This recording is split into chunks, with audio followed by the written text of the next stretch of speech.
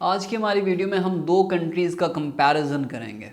پاکستان کا کمپیریزن کریں گے سویڈن کے ساتھ۔ اب آپ لوگ سوچ رہے ہوں گے کہ پاکستان جیسی ایک ڈیولپنگ کنٹری کا کمپیریزن سویڈن جیسی ڈیولپڈ کنٹری کے ساتھ کرنا ہمارا یہ کوئی پوائنٹ بنتا نہیں ہے، یہ کوئی لاجک بنتی نہیں ہے، لیکن لاجک بنتی ہے۔ پہلے میں آپ کو بتا دوں سویڈن کے بارے میں، وہاں پہ آپ کو انوائرمنٹل ایکٹیوسٹ ملیں گے، وہاں پہ نوبل پیس پرائز کے حوالے سے جب بات کریں گے تو وہاں پہ آپ کو انٹلیکچوئل برینز وہاں موجود ہیں، اور اس کے ساتھ ساتھ ہائی اسٹینڈرڈ آف لیونگ وہاں پہ موجود ہے، کرپشن وہاں پہ نہیں ہے، گورننس بہترین قسم کی گورننس وہاں پہ موجود ہے۔ اور دوسری طرف پاکستان ہے جہاں پہ آرٹسٹ، باقی معاملات، انٹلیکچوئل برین، نوبل پیس پرائز ونر کے حوالے سے میں نے انٹلیکچوئل برینز کی بات کی ہے، تو وہ ساری چیزیں پاکستان میں آپ کو لیک کرتی ہوئی دکھائی دیتی ہیں۔ اور پاکستان میں ہمیشہ کہا جاتا ہے کہ غربت بہت زیادہ ہے۔ تو ہوا یہ کہ آج جو ہے صبح جب میں اٹھا تو نارملی میری عادت ہے ڈان پڑھنے کی، تو میں نے پڑھنا شروع کیا تو ایک آرٹیکل میرے سامنے آیا، اور اس آرٹیکل کا نام تھا سیلف امپوزڈ پاورٹی۔ اور اس آرٹیکل میں اس نے بیسیکلی کمپیریزن کیا ہوا تھا پاکستان اور سویڈن کا، اور اس آرٹیکل کا تھیم یہ تھا کہ ہمارے اوپر جو غربت ہے وہ ہم نے خود مسلط کی ہوئی ہے، وہ ہماری اپنی مس مینجمنٹ کی وجہ سے ہے۔ اور پھر اس نے کمپیریزن جب کرنا شروع کیا تو وہ ایک انٹرسٹنگ پوائنٹ تھا، تو میں نے سوچا کہ میں آپ لوگوں کے ساتھ شیئر کروں۔ اس نے سٹارٹ کیا آپ کے گھر سے کہ آپ کا جو سپوز پرائم منسٹر ہے یا وزیر اعظم ہے وہ کہاں پہ رہتا ہے، 1200 اسکوائر یارڈس کے گھر میں وہ رہتا ہے، جبکہ سویڈن کا جو ہمارے سامنے لیڈر ہے وہ 350 اسکوائر یارڈس کے ہاؤس میں رہتا ہے۔ اب آپ اندازہ لگا لیں، ایک ایسی کنٹری جہاں پہ انفلیشن اتنی زیادہ ہے، جہاں پہ غربت 40% ہے، ٹھیک ہے، ایک سگنیفیکنٹ جو پرپورشن ہے آپ کی پاپولیشن کا they are living under below the poverty line جو ہے وہ رہ رہا ہے، اور اس کا جو وزیر اعظم ہے وہ کہاں پہ رہ رہا ہے۔ اور دوسری طرف ایک ایسی کنٹری ہے جہاں پہ ایسے غربت کے اتنے مسائل نہیں ہیں، انفلیشن کے اتنے سنگین قسم کے مسائل نہیں ہیں، گورننس کے اتنے سنگین قسم کے مسائل نہیں ہیں، وہاں پہ سچویشن کیا ہے کہ وہ 350 اسکوائر یارڈس کے گھر میں رہ رہا ہے۔ یہی نہیں، آگے جا کے جب اس نے سیلریز کا کمپیریزن کیا تو میں مزید حیران رہ گیا کہ ایک جو کنٹری ہے پاکستان، جہاں پہ آپ کو لمبی لمبی قطاریں دکھائی دیتی ہیں آٹے کے لیے، لمبی لمبی قطاریں دکھائی دیتی ہیں اس 2000 کے لیے جو بے نظیر انکم سپورٹ ٹیکس کے تحت جو لقمے آپ کو پھینکے جاتے ہیں اور دیے جاتے ہیں،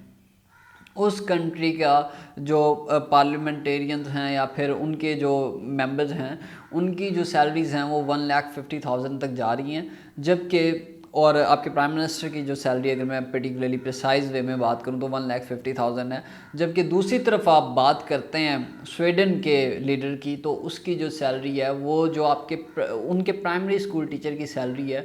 وہ اس کی سیلری ہوتی ہے۔ تو یہاں سے آپ اندازہ لگا سکتے ہیں کہ ہمارے جو مسائل ہیں وہ اس وجہ سے ہیں کیونکہ ایک سگنیفیکنٹ پرپورشن جو ہے آپ کے ریسورسز کا وہ اپنے ایلیٹ کے لیے رکھا ہوا ہے، ایلیٹ کے حوالے کر دیا ہے اپنے ریسورسز کو۔ یہی نہیں، جب ہم آگے تھوڑا سا چلتے ہیں تو ایسی عجیب و غریب قسم کی فیسلٹیز ہمارے لوگوں کو دی ہوئی ہیں، ہمارے سیاستدانوں کو دی ہوئی ہیں جو کہ وہاں پہ موجود نہیں ہیں۔ جب آپ مزید آگے بڑھتے ہیں تو آپ کو پتہ چلتا ہے کہ ہمارے جو پارلیمنٹیرینز ہیں ان کو لگژری کارز دی ہوئی ہیں، ٹھیک ہے، ان کو ڈرائیور دیا ہوا ہے، جبکہ ہم سویڈن کو دیکھتے ہیں جہاں جن کے پاس پیسہ زیادہ ہے، جن کے پاس فارن ایکسچینج ریزروز زیادہ ہیں، جن کے پاس کرنٹ اکاؤنٹ ڈیفیسٹ اتنا سنگین قسم کا نہیں ہے،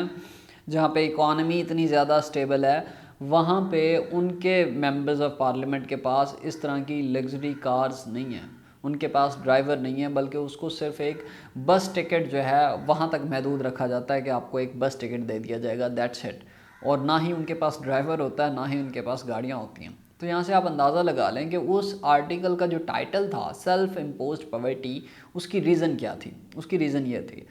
اور آگے بڑھتے ہیں تو ہمیں پتہ چلتا ہے کہ جو 8,000 ہے وہ دیا جاتا ہے آپ کے ممبرز آف پارلیمنٹ کو آفس مینٹین کے لیے، ٹھیک ہے، مینٹیننس آف آفس کے لیے ان کو 8,000 کی رقم جو ہے وہ الگ سے دی جاتی ہے ان کی سیلریز کے علاوہ۔ سو بیسیکلی یہ پرکس اینڈ پریویلیجز ہیں جو ہم نے دیے ہوئے ہیں ہم کو، کیونکہ ہم لوگ بہت بڑی کنٹری ہیں، ہماری معیشت بہت زیادہ سٹیبل ہے، جمہوریت بہت زیادہ سٹیبل ہے، اور کرپشن کا تو نام و نشان نہیں ہے، اور یہاں پہ جو لوگ ہیں ان سب کا جو اسٹینڈرڈ آف لیونگ ہے وہ بہت بہترین قسم کا ہے، تو اسی لیے ہمارے پاس یہ ساری چیزیں جو ہیں ہونی چاہیے۔ سو آفس مینٹیننس کے لیے جو پرکس اینڈ پریویلیجز کی میں بات کر رہا تھا ان کو دیا جاتا ہے کتنا، 8,000 جو ہے آفس مینٹیننس کے لیے ہمارے جو پالیٹیشنز ہیں ان کو دیا جاتا ہے، جبکہ اس طرح کا مذاق جو ہے سویڈن میں نہیں ہوتا۔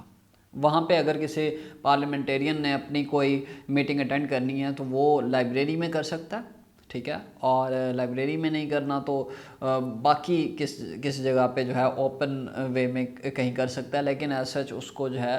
وہاں پہ نہیں، کوئی آفس مینٹیننس کے لیے کسی طرح کا کوئی الاؤنس جو ہے وہ ان کو نہیں دیا جائے گا۔ اور مزید جب ہم اس کو دیکھتے ہیں تو 10,000 جو ہے مزید دیا جاتا ہے اس غریب ملک کے امیر پالیٹیشنز کو، اور وہ دیا جاتا ہے ان کے وہ جو پی ٹی سی الاؤنس ہے ان کے لیے، ٹھیک ہے، اس کو 10,000 جو ہے وہ مزید دیا جاتا ہے۔ اس طرح کا بھی مذاق وہاں پہ موجود نہیں ہے، 0 قسم کا الاؤنس وہاں پہ موجود ہے سویڈن کے پارلیمنٹیرینز کو۔